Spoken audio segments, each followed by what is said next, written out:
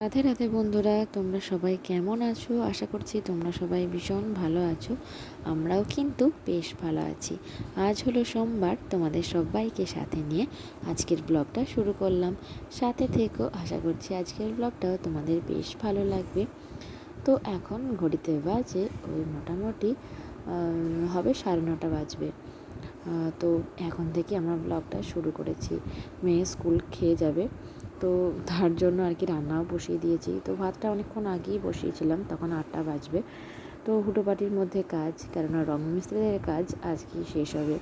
তো সেজন্য ও রং নিয়ে একটু ব্যস্তও ছিলাম, সেজন্য আজ রান্না বসাতে একটু দেরি হয়ে গেছে। তো এদিকে দেখো সবজিগুলো সব কেটে নিয়েছি। তারপর প্রথমে পটলটা ভাজতে দিয়ে দিলাম। তারপর ভাতের মধ্যেই মুসুর ডালটা সেদ্ধ করে নিয়েছিলাম। সেটা কি বলো তো, নুন হলুদ দিয়ে আর 5 ফোড়ন আর শুকনো লঙ্কা দিয়ে সাঁতলে নিলাম। তো ডালটা রেডি হয়ে গেছে। এরপর কড়াইতে আমি পেঁয়াজটা ভাজতে দিয়ে দিয়েছি। তো আজকে মেয়ে স্কুলের মানে খেয়ে যাওয়ার জন্য আর কি শর্টে কাটে যেগুলো হয় সেগুলোই বানিয়ে দিচ্ছি। বললাম না, আজকে রাঁধতে অনেকটা দেরি হয়ে গেছে। এদিকে কড়াই থেকে ডালটা নামিয়ে ছোট ছোট করে পেঁয়াজ আর রসুন কেটে নিয়েছি। তারপর সেটা তেলের মধ্যে ভাজতে দিয়ে দিয়েছি। তো আজকে ভাবলাম মেয়ের জন্য পেঁয়াজ রসুন দিয়ে সোয়াবিনের তরকারি বানিয়ে দেব। তো কি বলো তো, আমাদের বাড়িতে তো পেঁয়াজ রসুনের রান্নাটা খুব কম হয়।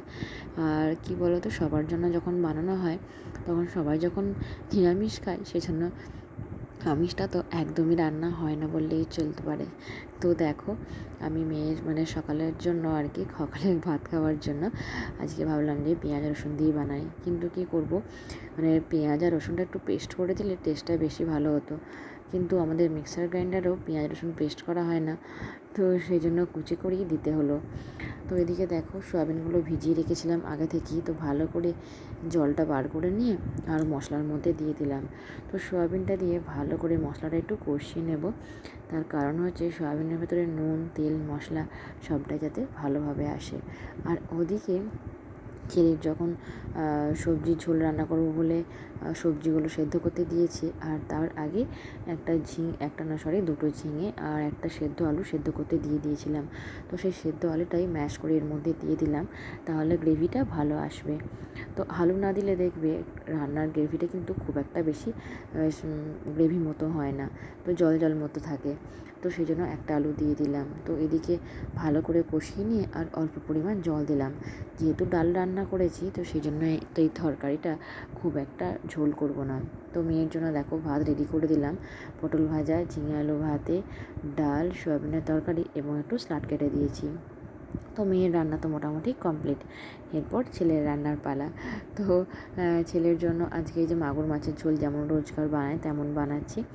আজকে কি হয়েছে, তো কালকে হাট থেকে অনেকগুলো মাগুর মাছ এনেছিল, কিন্তু তার মধ্যে না 4টে মারা গেছে। তো সেই জন্য আজকে অনেকগুলোই কেটে দেওয়া হয়েছে। তো ঝোলটা আমার আর আমার ছেলের জন্যই আর কি বানাচ্ছি। তো দুপুরবেলা না আমাদের যে রং মিস্ত্রিগুলো কাজ করছে তারা সবাই আজকে ভাত খাবে। তার কারণ হচ্ছে তাদের লাস্ট ডেট আজকে, তো সেই জন্য মাছ রান্না হবে। তো আজকে দুপুরের মেনুটা তোমাদেরকে বলে দিই। তো আজকে দুপুরে রান্না হবে করলা ভাজা, আমড়া মসুরির ডাল, কুমড়ো পুঁই শাক ঘন্ট, আলু পোস্ত, মাছের কালিয়া, চাটনি। তো এইসব রান্না হবে। তো আমি মোটামুটি আমার সকাল রান্নাটা সেরে নিলাম। এরপর বড় মা রান্না করবে। তো এরপর কি বলো তো, শুধু তো রান্না নয়, রান্না করে নিয়ে এই যে এত রান্নাঘর সব আগিয়ে মুছতে হবে, যেহেতু পেঁয়াজ রসুন রান্না করেছি। তো একদম ওভেন থেকে আরম্ভ করে নিচের মেঝে পর্যন্ত পরিষ্কার করে সব রান্নার বাসন ধুতে হবে। আর কি বলো তো, ঝটপট করে মেয়ের টিফিনটাও আমাকে রেডি করে দিতে হবে। তো আজকে সকালে মানে ওই মিস্ত্রিদের এবং বাড়ির সবার মুড়ি খাবার জন্য বড় মা ঘুগনি বানিয়েছিল। তো সেটাই মেয়েকে আজ টিফিনে দিচ্ছি। তো মুড়ি আর ঘুগনি, তো এটাই মেয়ে স্কুলের টিফিনে নিয়ে যাবে। তো মেয়ে এখন খাচ্ছে, খেতে দিয়ে দিয়েছি এবং টিফিনটা রেডি করে দিয়েছি। আর দেখো ঘুগনি কিন্তু অনেকটাই বানানো হয়েছে, যেহেতু সবাই খাবে। আর আমাদের বাড়িতে না ঘুগনিটা সবাই পছন্দ করে। তো আমার আর আমার মেয়ের তো বেশ পছন্দ। তো সেই জন্য আর কি, মেয়ে তো ভাত দিয়ে খেয়ে যাচ্ছে না, তো সেই জন্য টিফিনে নিয়ে যাচ্ছে। তো টিফিনটা রেডি করে দিয়ে এরপর এখন আমার অনেক কাজ বাকি। তো এরপর ছেলের খাবারও রেডি করেছিলাম। ছেলের জন্য দুধ আর মানে কেলগসের ওটসটা দিয়েছিলাম, দিয়ে রান্না করে রেখে দিয়েছিলাম, সেটা চূড়াতে দিয়ে দিয়েছিলাম। এবার ছেলেকে খাইয়ে তারপর পাঠিয়ে দেবো বাজার। তো যেদিনকে বেশি কাজের চাপ থাকে সেদিনকে ছেলেকে খাইয়ে স্নান করিয়ে ও দাদু মানে আমার ছোটো কাকা শ্বশুরের সঙ্গে পাঠিয়ে দিই বাজার। তো আমার রুমের পুরো অবস্থাটা দেখো। তো রুমের না এরকম অবস্থা দেখলে পুরো কান্না পেয়ে যায়, জানো তো। তো কী হয়েছে, সকালবেলা যখন উঠেছি তখন ঘড়িতে বাজে 6টা। একটু তো ভোর ভোর ওঠার জোর নেই ছেলের জন্য। তো আমি উঠে জাস্ট ডাইনিংটায় গেছি আর ছেলে ঘুম থেকে উঠে পড়েছে। তো বাস ঘুম থেকে যেই উঠলো সঙ্গে সঙ্গে যে ভালো ব্যবস্থায় উঠবে তা না, তো ছেলে তো জুড়ে দিল কান্না। তো কি সমস্যা হয় বলো তো, ছেলেকে ভোলাতে হয়, খাওয়াতে হয়, তারপরে যে বাড়ির কিচ্ছু কাজ এখনও পর্যন্ত আমার সারা হয়নি।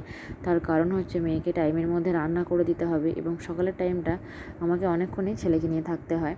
কারণ মেয়ের টিউশন স্যার পড়াতে আসে, ওর স্যার পড়িয়ে গেলে একবার ছেলেকে নেয়, তারপর শাশুড়ি মায়েরও সকালে অনেক কাজকর্ম থাকে, সে তারপর নিতে পায়। তো সেই জন্য সকালের কোনো কাজই হয়নি। ওই যাহা করে ছেলেকে নিয়ে ওই বালিশ কটা গুছিয়েছিলাম।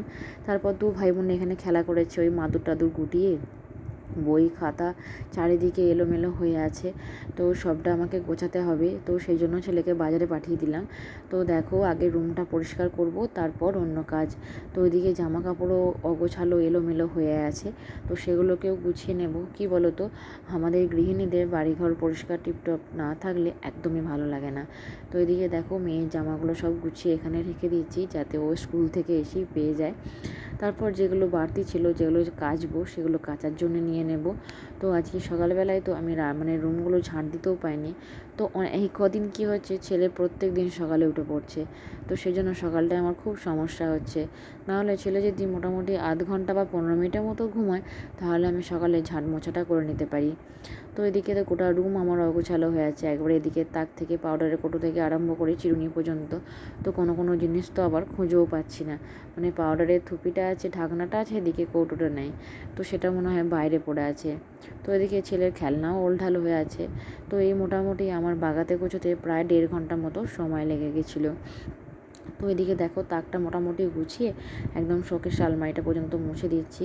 তো বাড়িতে বাচ্চা থাকলে যা হয় আর কি। তারপর দুজনে খেলা করেছে, মেয়ে তো স্নান করে গেছে, নিচে মেঝেতে গামছা পর্যন্ত পড়ে আছে।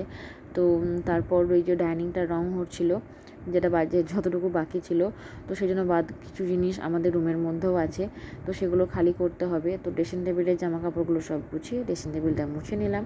মুছে এবার দেখো নিচের যে মেঝেটা আছে সেটা এবার পরিষ্কার করব। তো খাটটাও একবার একটু মুছে নিলাম, তারপর নিচের মেঝেটা পরিষ্কার করে এবার ঝাঁট দেব। তো কি বলো তো, এইসব বাগানো গোছাতে অনেকটা সময় লাগে, কিন্তু সেই সময়টা ছেলেকে নিয়ে পাওয়া অনেকটাই কঠিন হয়ে দাঁড়ায়। তো সেই জন্য এক এক সময় মনে হয় যে কী করে যে এই বাড়িঘরগুলো পরিষ্কার পরিচ্ছন্ন রাখবো, ভেবেই করে উঠতে পারি না।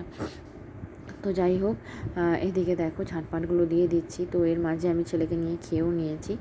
আর হ্যাঁ বন্ধুরা, আমাদের ডাইনিংয়ের নতুন রঙটা কেমন হয়েছে অবশ্যই আমাকে কমেন্ট করে জানিও। তো তোমরা যারা আমার ব্লগ রোজ দেখো তারা নিশ্চয়ই দেখেছো যে আমাদের ডাইনিংয়ের কালারটা কেমন ছিল আর এখন কেমন লাগছে, আমাকে অবশ্যই কমেন্ট করে জানিও। তো মোটামুটি আজকে হলে আমাদের রং করা সব শেষ হয়ে গেল। তো কী বলো তো, বাড়িতে মিস্ত্রি কাজ করলে অনেক বাড়িঘরগুলো কি নোংরা হয়, কেননা ওরা বারে বারে যাওয়া আসা করে, রঙের বালতি তুলি এটা সেটা জিনিস থেকেই থাকে। তো যাই হোক, মোটামুটি আস্তে আস্তে সবটা গুছিয়ে নেব। তো এদিকে মোছামুছির কাজটা শেষ করে নিই।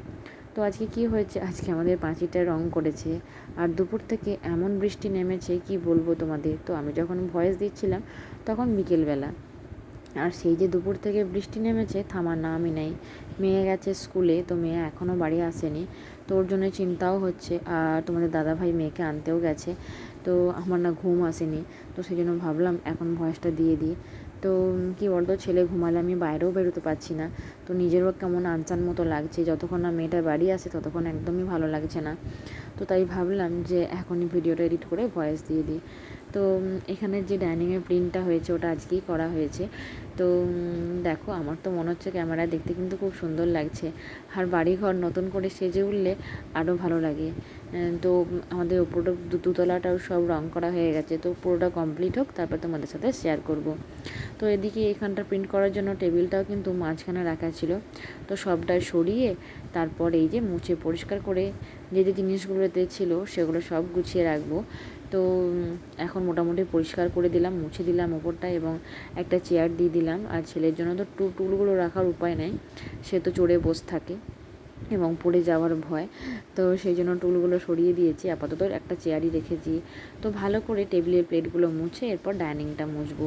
তো এদিকটা কি বলো তো, এখন তো বর্ষাকাল, বাথরুম থেকে বেরোলেই একটা জল সাথে সাথে ভাব, সেজন্য একটা মানে পাপোস তো দেওয়াই থাকে, কিন্তু সেটা একদম ভিজে সব করে। আর মোটামুটি তো বোধহয় 10-12 দিন হলো রোদের দেখা নেই, জামা কাপড় তো শুকোচ্ছে নাই, তারপর আবার এই মোটা মোটা জিনিস। তো সেই জন্য এই ডাইনিংয়ের এদিকটা একটা চট দিই, তারপর পাপোসটা দিয়ে দিই, তাহলে কি বলো তো জলটা অতটা বাইরে আসে না। তো পুরোটা ক্লিন করে নিলাম, ক্লিন করে নিয়ে এরপর পাপোস আর চটটা দিয়ে দেবো, যাতে এদিকটা শুকনো মতো থাকে। তো তারপর আমি স্নান সারবো, তো তাড়াতাড়ি করে মোছামুছিটা সেরে নিই, কেননা ছেলে চলে এলে আমার আর কাজ করা হবে না। তো যতক্ষণ মানে আমার বাইরে থাকে ছেলে, ততক্ষণে আমার কাজ গোছানো। তো এদিকে দেখো ডাইনিংয়ের এদিকটা মুছে নিচ্ছে, তাহলে মোটামুটি আমার মোছামুছিটা কমপ্লিট হয়ে যাবে। তো রুমগুলো সব মুছে নিলাম। আর কদিন কী করছিলাম, মোছামুছির কাজটা আমাকে সন্ধ্যাবেলায় করতে হচ্ছিলো। তো মোছামুছি সেরে কাচাকুচি সেরে নিয়েছি একদম, সেরে স্নান টান সেরে আর চলে এসেছি ঠাকুর ঘরে এসে মানে গোপাল সোনাদের ধূপ দেখিয়ে ধূপের আরতি করে তারপর যাব তুলসী তলায় জল দিতে। আর আজকের পুজোটা বড় মাই করেছে, আমি তো মোটেই সময় পাইনি। তো তারপর দেখো ছাদে চলে এসেছি মিলতে, কাচাকুচি সেরে নিয়েছিলাম স্নানের সময়। আর এই যে ওপরে রং করেছে, তো ওপরে যে তারগুলো সেগুলো সব খুলে দিয়েছে, তো বাঁশগুলো নষ্ট হয়ে গেছে, সেজন্য এই যে মিস্ত্রির রং করছে ওই বাঁশগুলো এখানে লাগানো হবে। তো এখনও পর্যন্ত তার খাটানো হয়নি। তো আমাদের দোতলায় যে চারপাইটা ছিল, তো সেটাই আর কি এখানে রাখা হয়েছে রং হচ্ছিলো বলে, তো সেগুলোতেই এখন মিলে দিচ্ছি। তো এদিকে দেখো কি বলো তো, মানে রোদ না হোক, হালকা হালকা হাওয়াও দিচ্ছে, তো এগুলো শুকিয়ে যাবে, তো সেই জন্য ছাদে মেলতে চলে এসেছি। আর সকালের দিকে যেগুলো মেলা হয়েছে সেগুলো মোটামুটি শুকিয়ে গেছে। তো যাই হোক, এখন আজকের মতো ব্লগটা এখানে শেষ করলাম। রাধে রাধে।